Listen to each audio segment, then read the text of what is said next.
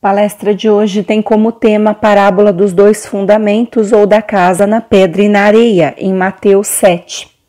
Quem ouve minhas palavras e as pratica será comparado ao homem prudente que edifica sua casa sobre a rocha. Caiu a chuva, transbordaram os rios, sopraram os ventos e deram com ímpeto contra aquela casa que não caiu porque foi edificada sobre a rocha. Quem ouve minhas palavras e não as pratica, será comparado ao homem insensato que edifica sua casa sobre a areia. Caiu a chuva, transbordaram os rios, sopraram os ventos e deram com ímpeto contra aquela casa que desabou e foi grande a sua ruína. José de Souza e Almeida nos esclarece que esta parábola encontra-se no final do Sermão do Monte. Jesus mostra duas categorias de homens, os que vivenciam a sua doutrina e os que não a vivenciam. Segundo a Bíblia, a morte é fruto do pecado, ou seja, das transgressões. Aquele que não peca tem a vida, e o que peca está morto. O pecador, estando morto, é ressuscitado para a vida pela doutrina de Jesus. No caso do homem prudente, a morte não tem domínio sobre ele, pois não cairá em transgressões. Já o homem insensato cairá nos contratempos da vida e está sob o domínio da morte. Eu sou a ressurreição e a vida. Quem crê em mim, ainda que morra, viverá. Em João 11. Quem me segue não morrerá. É o princípio básico de sua doutrina.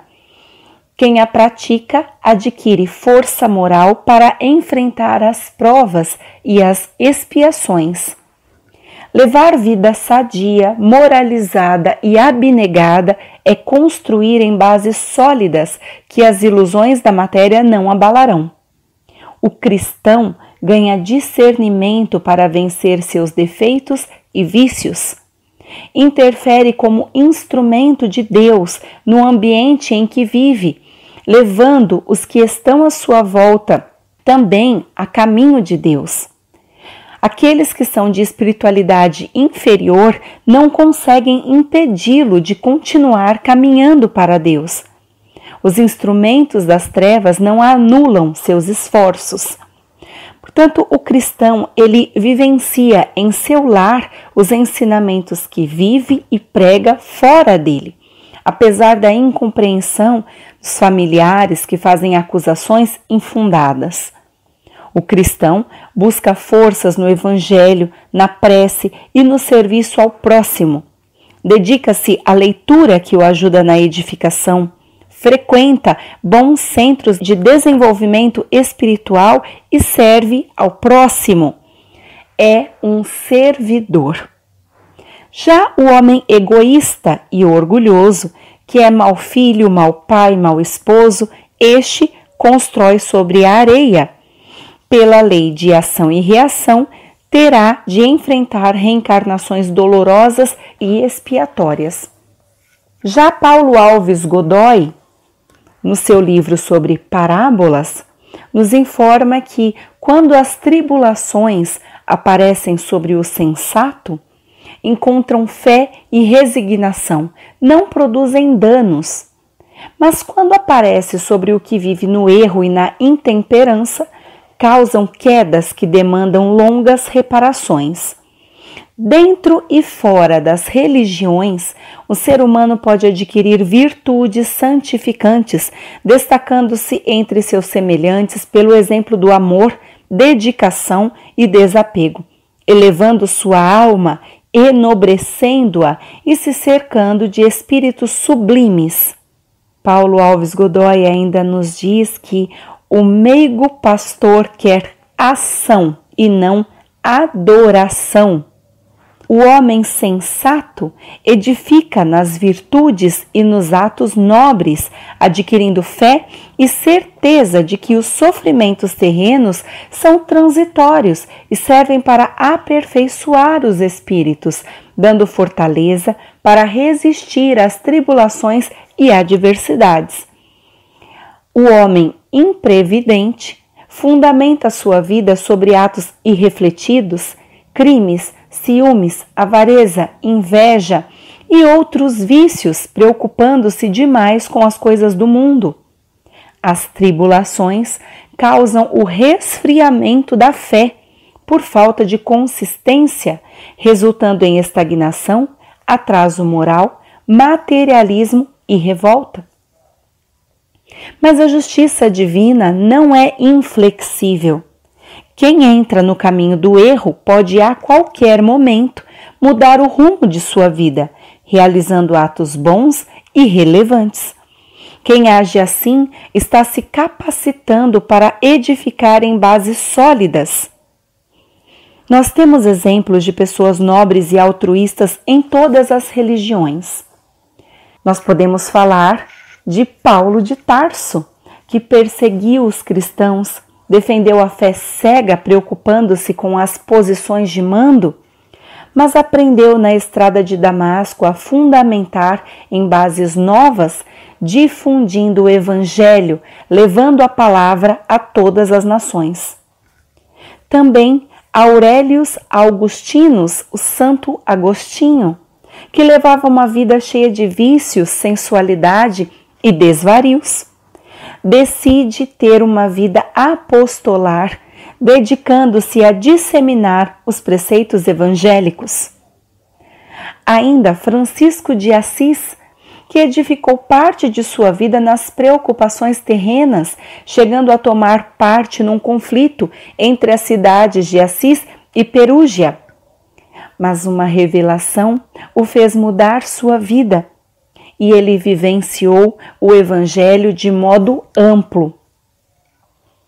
Não podemos deixar de falar de Madalena, que estava mergulhada nos vícios, orgulho e ostentação, mas a presença de Jesus fez com que ela se transformasse na pessoa dedicada, amorosa e exemplar que seguiu o Mestre até os últimos momentos de sua missão terrena, servindo de exemplo para todas as gerações. Caibar Schutel, no seu livro sobre parábolas, explica que Jesus compara a crença com um edifício.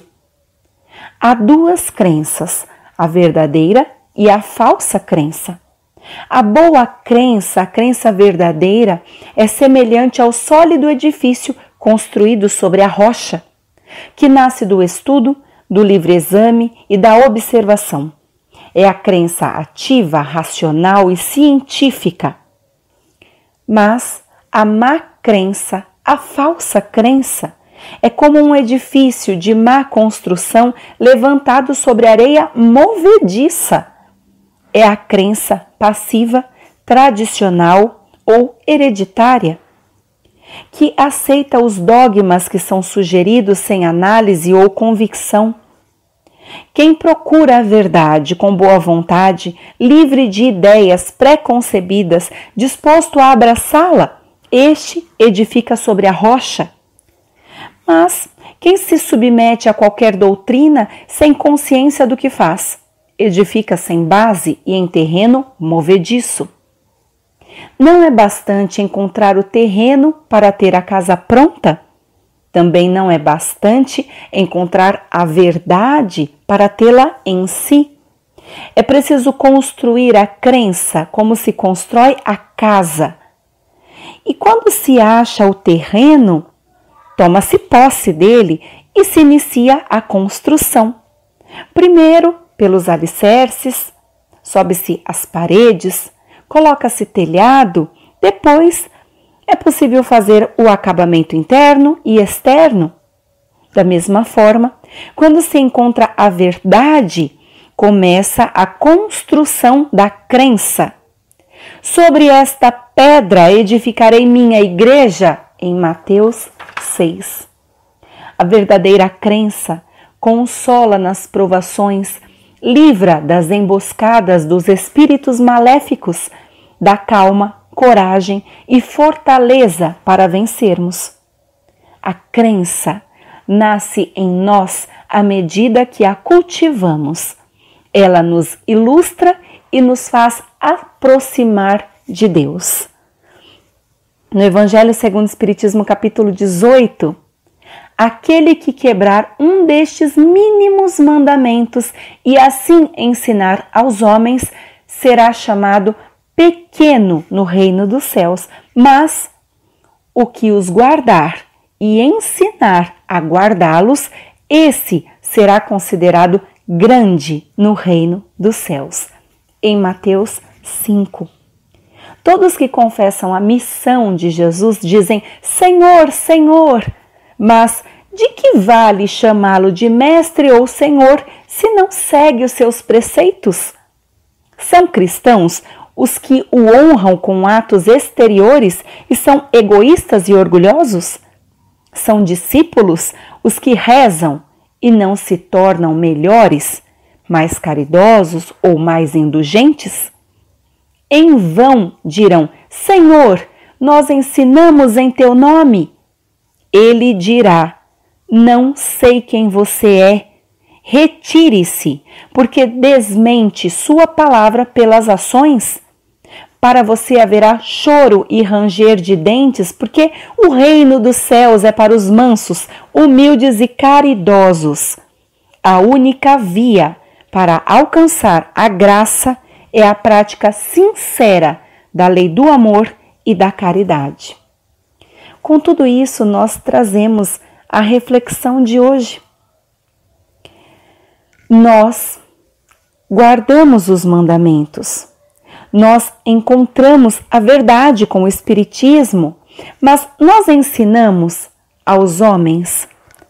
Nós construímos a crença. O que é mais importante de tudo isso é ter uma justa noção do que eu creio e de como está a minha fé. Se eu compreendi o Evangelho, se eu já compreendi tudo que Jesus insistiu em nos passar, se eu já conheço esta verdade e ela já brotou dentro de mim, eu preciso estruturar a minha crença, porque é esta crença que vai me salvar de todas as tribulações que aparecerem no meu caminho. E nós sabemos que todos os seres encarnados estão encarnados para passarem por provas e expiações que são necessárias à sua evolução. Desta forma, as tribulações são mais do que necessárias para que possamos nos depurar e avançar no processo evolutivo. Mas como nós enfrentamos estas tribulações? Como nos deparamos com elas? Será que nós nos agitamos, nos desesperamos, nos curvamos? Será que nós pedimos forças a Deus? Nós tentamos serenar a nossa consciência e colocar em prática tudo o que nós aprendemos e naquele momento difícil ultrapassarmos com fé, com resignação, aceitação, mas também com coragem, enfrentar aquela fase difícil que sempre passará. Além disso, uma outra reflexão que Erasmo insiste em trazer com este tema é que nós temos os mandamentos, nós devemos guardá-los e colocá-los em prática, todos os mandamentos. Mas será que nós ensinamos a guardá-los? Se nós temos acesso a todas as leituras edificantes, o Evangelho, os livros da doutrina, se nós temos esta oportunidade de frequentar centros sérios em busca de estudo, em busca de equilíbrio espiritual, isso é louvável. Mas será que nós estamos dando a oportunidade dos nossos pequeninos guardarem os mandamentos? Será que nós estamos ensinando os mandamentos a todas as pessoas que não podem chegar nestes locais, não podem acessar estas leituras sozinhos? E aí eu me explico melhor. Se as minhas filhas não forem levadas à evangelização por mim, Elas não têm como acessar os ensinamentos do Mestre Jesus se eu não abrir o Evangelho para minha filha de 4 anos e não ler para ela os ensinamentos do Mestre. Ela não terá como acessá-los nesta fase da vida onde é tão importante assimilá-los. Nós somos responsáveis por todos que estão na nossa tutela. E aqueles pais e mães enfermos que não podem sair de casa, as pessoas que estão acamadas, as pessoas que estão desesperadas, estes todos que carecem tanto da leitura edificante, todos eles que carecem tanto do amado Mestre Jesus, se não podem chegar a um local sério de estudo, onde nós então oramos todos juntos e recebemos a palavra de Deus, o Evangelho deve chegar para estas pessoas através de nós. É compromisso nosso também disseminarmos a palavra para que as pessoas reforcem a sua crença e se nutram de Jesus, aumentando a sua fé. Eu agradeço a oportunidade de me expressar por intermédio do meu mentor Erasmo Gurgel, pedindo a Deus e a Jesus que nos traga a paz e o discernimento necessários para conduzirmos as nossas vidas e ainda conduzirmos aqueles que estão sob nossa tutela. Eu sou imensamente agradecida pelo trabalho em questão. Graças a Deus, graças a Jesus.